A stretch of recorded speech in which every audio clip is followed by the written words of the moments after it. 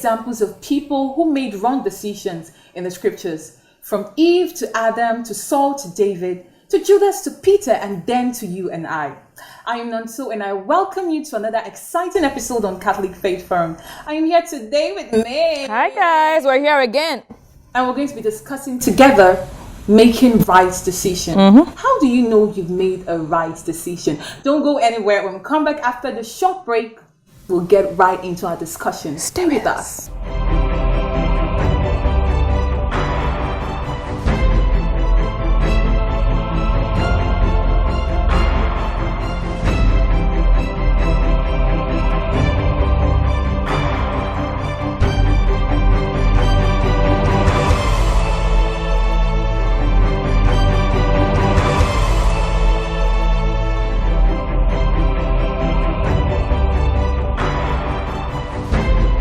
So May, I don't know, what is decision making to you? I think decision making is basically, as an adult, you have to decide. You can't decide. You can't define something with something, Abi. Okay, so it's choosing the right things to do. You have to make a choice in life. Choose whether you're going to go to school, what you're going to study. So as an adult especially, you have to make decisions all through. So and most times it's so frustrating because for someone like me, I might even feel like tearing my clothes or actually like tearing your clothes. When you get frustrated from making a decision, you don't know what to do. I don't used to tear my clothes. So for me, making a decision is like choosing what to do. Like, let me just borrow your words.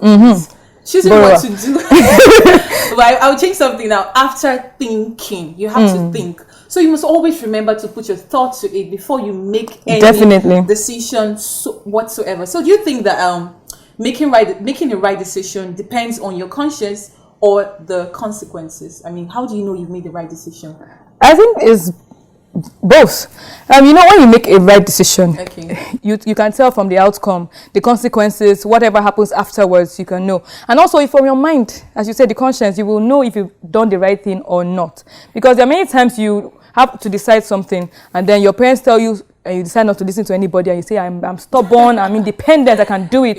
And then eventually they tell you, this I told you, I could see this thing from afar, it has happened to me before, and I'm trying to advise you, and you did not listen. So basically, your conscience first of all will tell you, and also from the outcome. For me, it's shaky because sometimes your conscience can make you think like you've made a right decision. Just like we see in 2 Samuel chapter 11. When David saw Bathsheba, he said, fine, I've seen this woman, and I must have her for myself. He wanted to have her. And then he took her. And then killed her husband.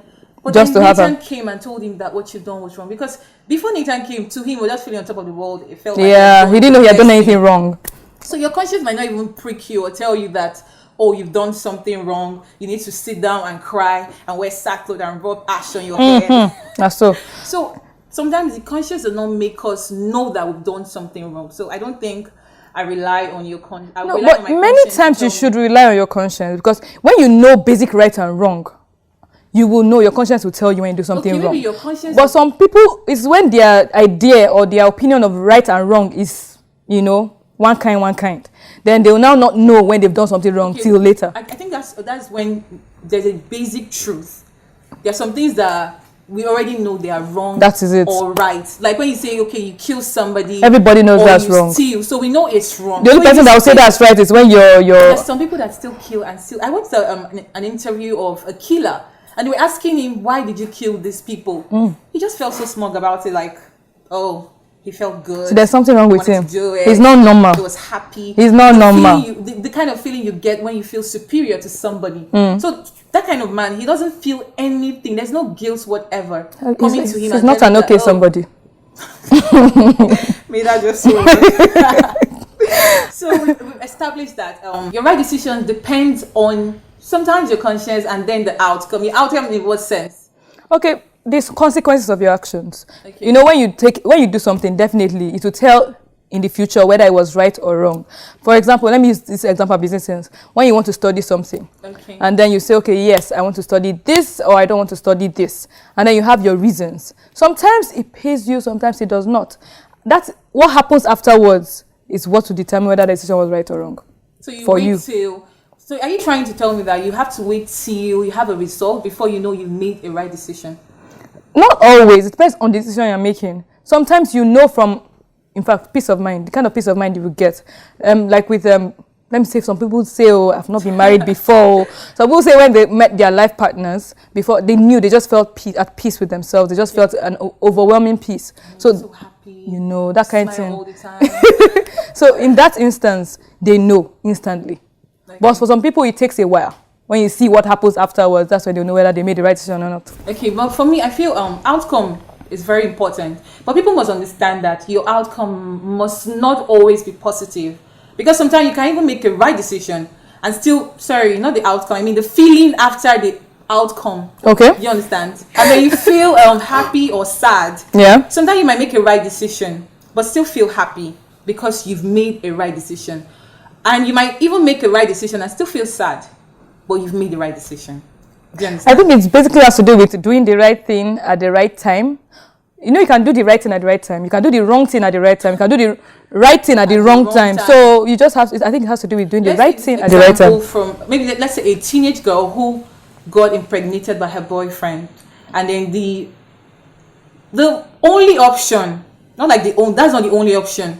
Okay, the options there are to either keep it or to take it away by abortion. But then she says, no, I'm a child of God. I will keep this. Because the church tells us not to commit abortion, and it's like, it's murder, not even like it's murder. So when she keeps it, despite the fact that she'll be stigmatized, the struggles, parents, people just start making comments to you if you just pass. Oh, look at her. She's carrying, but that kind of you're carrying the evidence of your bad decision with you all around. Exactly. So, and that kind of I don't want to call it sin or mistake. You can't hide it. You can't. So when she makes that decision that, okay, I stand and I don't want to commit abortion, that's a right decision. She's not going to be happy, although it's not going to be easy for her. Definitely. People will talk. People will talk. Surely, you might even stop going to school. Not might, you will stop going to school, because this part of our country, nobody lets you come to school with pregnancy. Yeah. Children tummy, because they're like, oh, she wants to influence the other girls. Bad girl, bad child. So your outcome might not give you a good feeling sometimes. So learn to understand it. So what are the steps you need to take when you're making a decision? First of all, think about it. Think about it. Think about it. Think about it again. Be patient. Don't rush into it. You know, every time decision you have to make, you have to think. You have to be patient with yourself. Weigh the options. Okay, so what's going to happen if I do this? What's going to happen if I do? Weigh the pros and cons before you make your decision. Also, you can ask people. You know, they say there's nothing that is new under the sun. Things have happened. People have experiences. They've gone through things before you. So ask people, and then before you make your decision. That's my own opinion. Mine is the number one thing, always pray. I feel every decision affects our lives. Of course. So you need to pray about it. When you pray, you ask the Holy Spirit, who is always there for you. I mean, he's just there. Just ask him to help you. And he's going to put you through what you should do and what you should not do. So praying is very important. Like May said also, we need to ask people that have experienced these things before. Then be patient. Don't rush into decisions. Yeah. You know, a lot of times you make a hasty decision, you almost always regret it. Okay. So just, of course, there's some decisions you can make on the spot and they work out fine for you, but at least give it a little thought, because and on patience, it's not only being patient with yourself. You should also always be patient with God, because that's the most important thing here. Because none of us just pray and expect one dove to fly and tell us, oh, okay, this is God, go this way or do this thing this way. Most of us, we pray and answer ourselves by ourselves. It's like this, when you pray and keep quiet, God, I'm waiting for an answer. Then that's in your mind that will tell you, okay, do it this way. God, thank you for answering. Oh, God asked me to do it this way. So you need to learn to be patient with God. I mean, it's so important. Definitely. Be patient with God, be patient with yourself. So, May, how do you know you've made a right decision? Basically, how I feel afterwards and what the outcome of that decision turns out to be. That's how I know if I made the right decision or not. Because if I decided to do something and it affects somebody negatively, I will feel bad about it. I know that I didn't make the right decision. Okay. But if I made a decision and then everything is fine, everybody is fine, I'm at peace with myself, then definitely I've made the right decision. I think we should all follow, for me, there are 3 basic things. The first one is you should make sure God is happy. Just make sure. We all know when we do things that make God happy. So we should make sure rather that God is happy. We should make sure our nearest neighbors that this thing affects is happy, and then we are at peace with ourselves. We might not be happy or not, but just be at peace, because you can be at peace and still might not be too happy, but you just feel peaceful with yourself that everybody's fine. Everything will be alright. Last. I'm fine. So everything is we're all right. Everybody's fine. So everything is fine. So that's basically how I know, and I think May also. That's how we know that we've made a right decision. So, like we've been saying since, learn to be patient with yourself and always think about it seriously. Think about it. I don't know why that makes me laugh. But seriously, you need to think about it all the time. Think. Ask questions. Ask God. Ask your neighbors. And then act. Wait for the outcome. It might not make you happy. It might not make you, it might make you sad. But just make sure the outcome makes your neighbor happy, God happy, and you are at peace. So May, I'm about to go personal now. Have you made... No, sorry. Don't attack me, please. I'm not attacking you. So you have to tell me a wrong decision you've made and a right decision you've made. God. Okay. Right decision I've made. I think my course of study. Okay. Yeah, I study theatre arts. And I remember when I wanted to, a lot of people said I shouldn't because they said, you're intelligent. Why would you go and study something that everybody can do? Oh. You can just stand up, go and study law, and then when you come back, you can still go and act. Even at a point, they tried convincing my parents, but thank God, my parents were very supportive, so they actually didn't force me to do it. So everybody was against me studying theatre arts. But I knew what I wanted to do because I knew what I had that picture in mind of what I wanted to become. So I studied it and I'm happy with the outcome because, as you can see, I turned out okay. Okay, let me use that as well. I had a similar case, but mine was that they wanted me to study a particular course, mass communication. Ding, ding. But then, as we have the educational system in Nigeria whereby you're kicked by JAMB so many times, I had that issue. And then I finally filled in for English. I didn't tell anybody in my house. Wow. Actually, that was a bold move. Very, very bold. A brother just talked to me in church and he spoke to me. I said, no, so you want to do mass? I was like, yes, so, but you like I've been slapping me so many times. They're like, okay, just do, why not do English? And I'm like, why? We're like, just do English. His brother is big. I'm like, okay. And I just quietly. And nobody knew. Like Nicodemus, I silently, I took the move and I put English in my phone. And then when my dad saw it, was like, you're studying your mass communication. How is it going? I'm like, no, it's English. I'm like, he was so mad. So you want to be a teacher when you grow up? And I'm like, oh my God. I'll still do the same thing with mass communication, with English that I would do with mass communication. Like, he didn't understand. So I had to try to persuade. But I hope he's okay with it at the moment. Yeah, I've graduated now. So he's okay with it. Everything is fine now. But then he thought I made a wrong decision. But I was seeing other things that he wasn't able to see. So I just feel that sometimes we need not let people's opinion discourage us. Own decision. So any bad choice you made or any bad decision? Okay, I'm not going to go into too much detail, please. Okay. But okay, when I came to Lagos initially, I wanted to act full time. I was so passionate about it. I started, and then I got some very terrible experiences with some people doing something they shouldn't have done, and then I got angry and I said, in fact, I'm leaving this acting. So I went to work full time. And in that time I was working full time, I knew what I was missing out on. So when I came back eventually to this media life, I knew that, okay, the people I started with that didn't allow those things to discourage them, they've gone way ahead of me. So that was one decision I wish I didn't take. But it's all an experience at the end of the day because I gained a lot of experience from it. I learned a lot of things that I wouldn't have learned normally. But eventually, everything worked out okay. Okay, mine is pretty sad, but wow. It happened a long time ago. Let me tell you a story. A long time ago when I was secondary school. In a kingdom far, far away. When I was secondary school, and then my biology teacher we're very close. So I just felt like I could say anything to him or talk to him any way that I liked. So it was very early that Wednesday. I can't forget that Wednesday morning in June. It was a very cold Wednesday morning in June. And then I just walked in on him eating bananas. I don't know who told me. I'm already laughing. I don't even know where you're going. I just felt okay. It was a joke. Let me just walk in and say. I just started singing. There's this tune to how about your school? They say dan dan dan dan dan dan dan. I used it. I was feeling so artistic, and then I said, monkey banana. My sister said, why are you calling monkey banana? I'm like, At first I agreed. I said, I'm the one. I'm like, oh, sorry, so I was just joking with you. It's you. And he kept on hitting on, why am I calling monkey? I'm like, okay, fine. I didn't say monkey banana. I was just talking to myself. That was the wrongest move ever. He just said, okay, do you know what I'm reporting the principal? And I was like, hey, go now, what concern me? Like, I was feeling like one rude. Like one rude babe. He just told me I should kneel down somewhere. I knelt there. And before then, prior to that, I told him that I had a dream of him reporting me to the principal. I'm actually, my second name is Josephine. I dream a lot.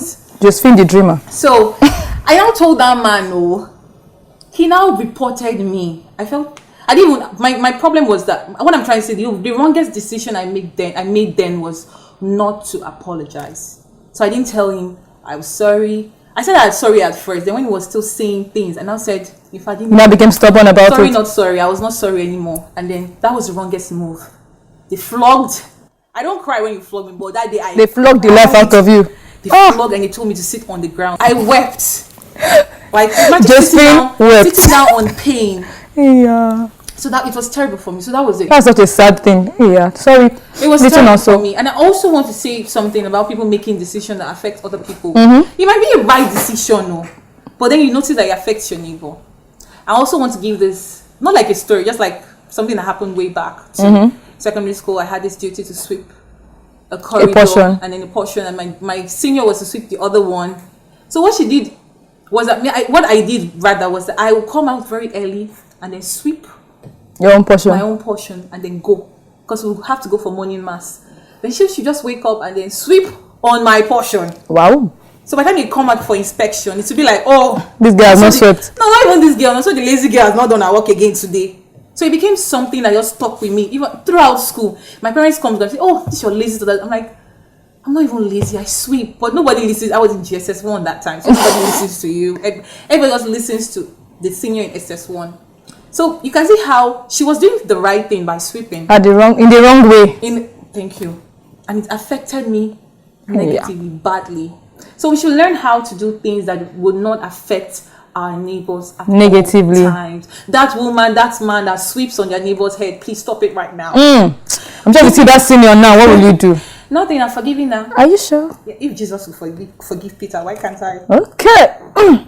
So, you're faced with decisions at every point of life, every single point. Sometimes even you have made a wrong decision at some point. Forgive yourself, move on and learn from it. Everything is an experience at the end of the day. But do well to make right decisions going forward.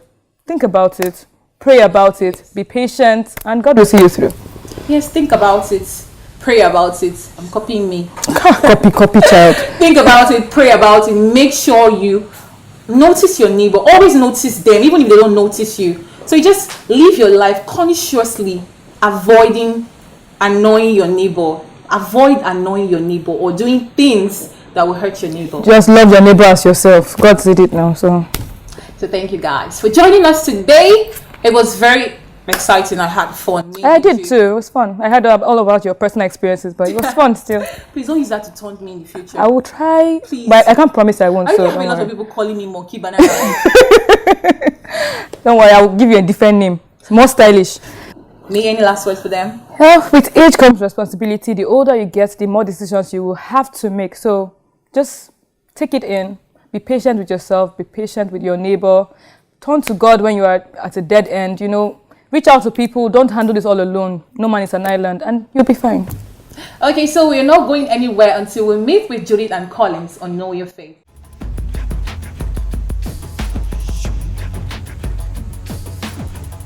Welcome to Know Your Faith series. My name is Judith. And I am Collins. Today we'll be talking about how to deal with anxiety. So anxiety is basically how your body deals with situations that stresses your mind. Now there are times when you're in situations that you really can't do so much about it, but then you begin to freeze and panic, and these have negative effects on you. I think it's important that you remind yourself of Bible passages that advise against anxiety, like Philippians 4:6, which says, "Do not worry about anything, but in everything make your request known to God." Even in Matthew chapter 6 verse 25, Jesus tells us that we should not worry about the food we eat, what we drink, and even the clothes we wear, because He has everything under control. So all you have to do You just trust in him and he would come through. Also, practice living in the moment. Focus on whatever is before you. With that, you tend to worry less about what might happen in the future. But then it's also important that you also plan for tomorrow. You can do this by having a simple schedule or to-do list on your phones, your notepads, even your diaries, however you want to. But the point is that you can go through your day smoothly. Remember to entrust yourself to God's providence, because you really do not have control over everything in your life. So whenever you find yourself worrying, remember to say a short prayer such as, Lord, I place myself in your hands. With this, you tend to trust God more and worry less. Yes, you also need to manage your anxiety. Worrying only begets more worry, so then why worry? So you need to relax. Take out times to eat rightly, rest, sleep, exercise. Take out time, at least 10 minutes a day for silent reflections. That's actually very, very important. And do other things that would help you dissipate stress. And really, you've come a long way. You should celebrate yourself sometimes. Have a grateful attitude. If you think we left out something, feel free to let us know in the comment section how you manage anxiety. Till next time, be bold, be Catholic.